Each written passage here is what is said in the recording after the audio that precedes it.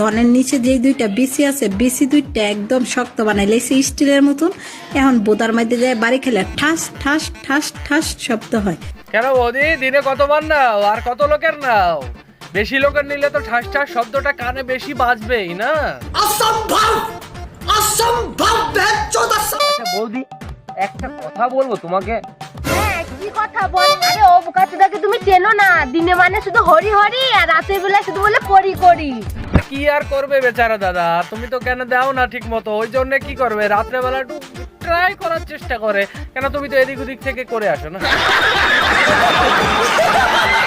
দিবেন তখন আপনার স্ত্রীর পুকুরের মাটি কিন্তু অনেক উপরের দিকে উঠে আসবে, আর আপনার বৈঠা যখন ভিতরে প্রবেশ করাবেন। কেন বৌদি, তুমি কি রোজ ট্রাই করো নাকি? রোজ এইভাবেই করো না আলাদা আলাদা লোকের সঙ্গে?